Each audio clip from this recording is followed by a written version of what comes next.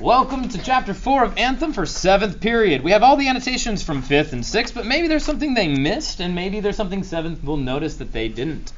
Starting out with the setting in this first paragraph has already been marked, and it starts by saying many days passed before we could speak to the Golden One again. When I read this first sentence, I immediately stopped when I first read this chapter, and the reason I did that because I asked myself this question. Did she know they weren't going to see each other for a few days? Like, is that normal for them?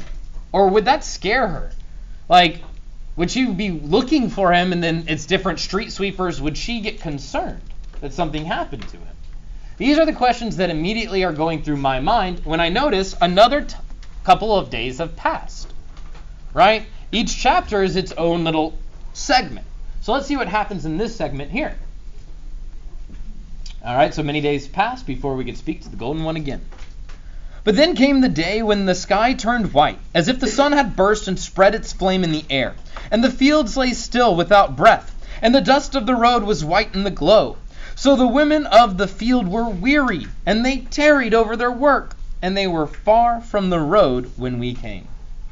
But the Golden One stood alone at the hedge, waiting. We stopped, and we saw that their eyes, so hard and scornful to the world, were looking at us as if they would obey any word we might speak. And we said, "We have given you a name in our thoughts, Liberty 53000. What is our name?" they asked. "The Golden One. Nor do we call you Equality 72521 when we think of you. What name have you given us?" They looked straight into our eyes, and they held their head high, and they answered, "The Unconquered." For a long time we could not speak. Then we said, "Such thoughts as these are forbidden, Golden One. But you think such thoughts as these, and you wish us to think them." We looked into their eyes, and we could not lie. "Yes," we whispered.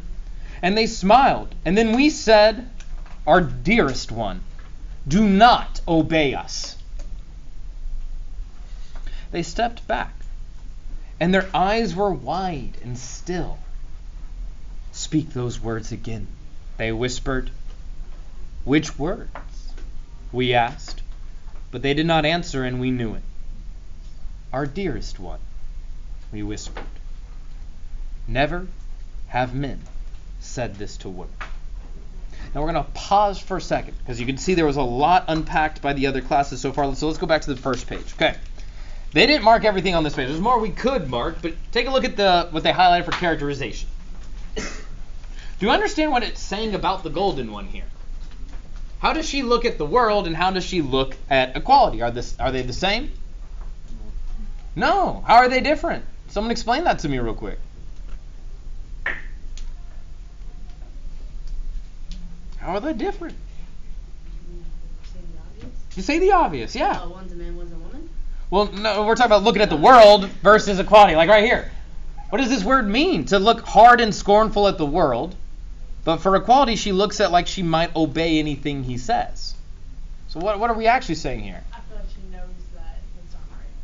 Something's not right. With what? Equality or the world? The world. The world. So you're right. When she says hard and scornful to when the author says hard and scornful to the world, do you know what the word scornful means? Flames. Flames? No, not how we use it here, but I like what you're thinking. To scorn someone is, yeah,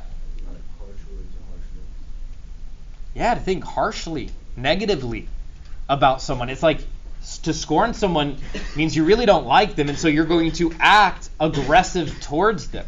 So the way she looks at the world is like with hard, scornful eyes. Like, think about that.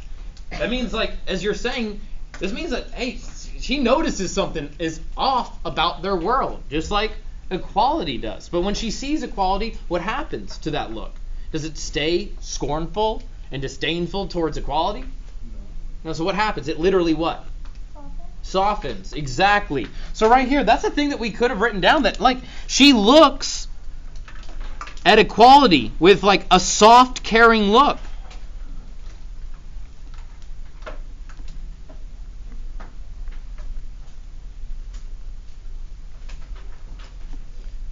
And if you don't know what the word scornful means, you might want to write out to the side how she looks at society. That she notices something's wrong too. That she kind of scorns it. She doesn't like it. She dislikes it. But it's a little more than dislike. It's leaning towards hate. I want you to understand that scorn is not just, I don't like you. Scorn is like, I hate you.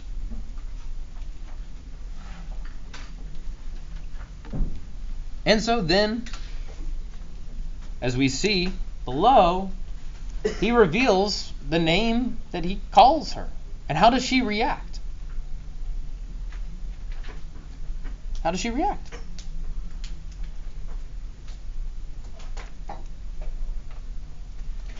Well, let's throw it to someone new. Let's throw it to someone new. Mom, we can't have one person carrying the class. Come on, it's obvious, guys. How does she react? Yeah. She mentions she does the same thing. She does the exact same. Right? She thinks differently too. She has broken the transgression of preference in her head too. Or whatever transgression this is where you can't name your brothers. I can't remember the name of that one, so hey, remind me of that one later if you can. But her name for him is what? Unconquered. What does that mean to be unconquered? Huh? Not be finished with something. Not be finished with something? All right, close. What else? I heard another one. Unconquered. To not be what? To not be conquered. So what does that mean? Ooh, without defeat, with freedom. Yeah, these little things, your interpretation of unconquered, I might put there, right? Like if I think she's saying this because of like how he's kind of like free in his own way. His eyes are different. The way he acts is different, and she notices. I like to think that, hey, this is big because they're not affected by the council, right? This is saying that, like, here's a powerful word for you that I see you're different. It doesn't mean powerful. Why I put powerful here, why our other classes did, is because this is what it means to her. Like, she sees him as this powerful person. So if you write powerful, you might want to make a note that that's how she sees him. She sees him as this powerful person that's not affected by the council, not affected by the laws of their society. That's a pretty big deal.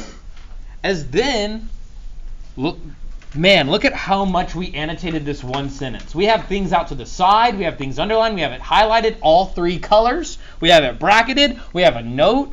Man, this is such a big line. So why did my other classes think this is so important? Let's look at this line closely. Our dearest one, do not obey us. So when the unconquered tells the golden one, notice I'm using their new names now. Alright. The unconquered tells the golden one, our dearest one, do not obey us. Why is this line so significant for both parts of it? Yeah. It shows like he wants to protect her from other transgressions. Yeah, he wants to protect her, maybe not from other transgressions, but do not obey us. What's their whole society built on? Obedience. So he's like, I want you to choose me. You're exactly right. It's not that he was trying to protect her from the transgressions. It's actually the opposite. It's okay. Let's reject society together. And that's what I put at the bottom here. That's what this is saying. Like, their society rules on obedience, and this is them actively rejecting that society. The unconquered is saying, do not obey me. All right, that's not what I want. I don't want you just to obey me. That's such a big deal in their society. It's completely contradicting what their society believes. And that's their big moment of transformation that we see for both of them. This is just a huge moment of transformation for both of them, where they actively reject society, because never have men said this to woman. She holds on to this, but really as the reader, we should really focus on this phrase, because that's what's more significant to the reader. What's more significant to our wonderful golden one is that she's his dearest one, which again breaks their society's laws of preference. Okay? So let's keep reading. Finish out this chapter, and then we'll take a look at these pages. The head of the golden one bowed slowly, and they stood still before us, their arms at their sides, the palms of their hands turned to us, as if their body were delivered in submission to our eyes, and we could not speak. Then they raised their head, and they spoke simply and gently,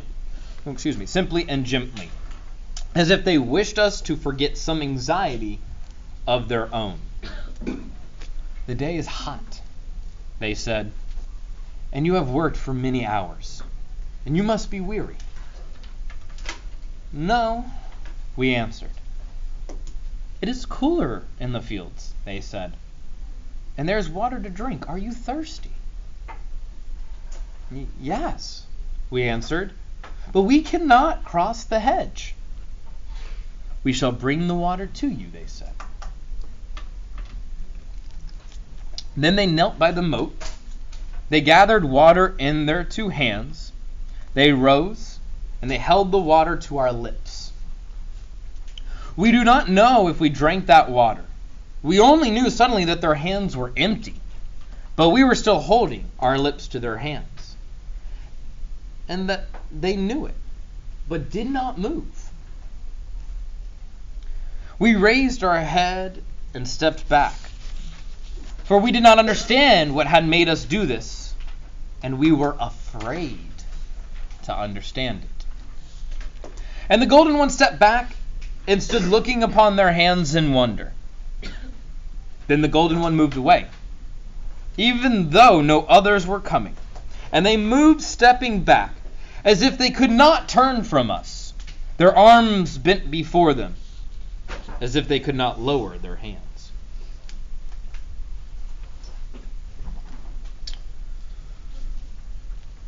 Two words that really stuck out to the other classes were afraid and wonder. And that helped us kind of figure out that they don't really know how to describe the way they're feeling. They never experienced it before, and they're having problems trying to understand what it is that they're feeling. It's something that's powerful. It's something that is strong. It is something that is compelling. Now we know what it is, right?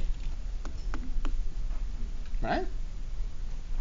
Is this a good kind of take on pretty much this whole chapter? But let's take a look at some of the parts from the previous page here then.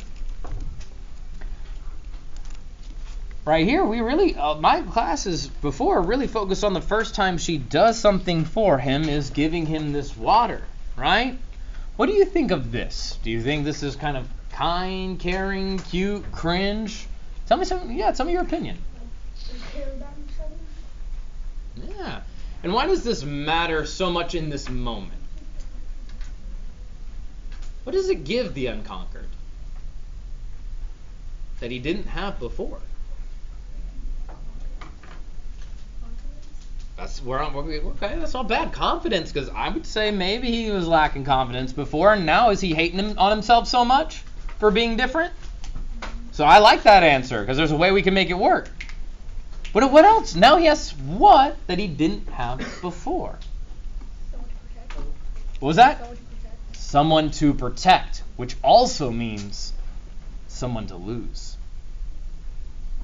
If you think about that, what would you do with nothing to lose? Now he's got something to lose. Will he go back to the tunnel and risk it? Right? Because if they arrest him, I wonder how she's going to feel. I wonder what she would do. And I think that's what's important is not only that there's an act of love, but here we get this huge character motivation. And I think you might want to write a little note that now he's got something to lose. Now he's got someone to protect, someone to care for. International's protecting him with the tunnel, but is he protecting International? No. Now is he protecting the golden one? Yeah, because they share in this feeling, this thought of love. And now, just to save some time, this moment of the water in the hands, If you look at right here, this is an allusion or a reference. An allusion looks like illusion, like the magic trick, but spelled with an A. And when we see this is a reference to something. This whole book is a reference to scriptures. Don't get me wrong. If you read it, the diction of it really is based off religious scripture. You name it. All right. From the Torah to the Bible to you name it. All right. But this story in particular is a reference to a certain story in the Bible. And if you'd like to look up what that refers to, you're more than welcome to. Again, when I bring up these books, I bring them up as books. And I need you to understand that, hey, when I see something like this, I'll point it out, but I'm not getting into like the whole spirituality of it. I'm just saying, hey, there's a story in this book. All right? Because that's the right way that we should do it in an English classroom for an English teacher. All right? So, keep that in mind that, hey, if you want to look up what story it's referring to, there's a couple it could be referring to, but yeah, no big deal. So that's the end of chapter 4. Is there anything else anyone would like to say about chapter 4, or any questions that you still have about this chapter or the characters? We good? Show me a thumbs up if you're ready to move on. Sweet, thumbs up.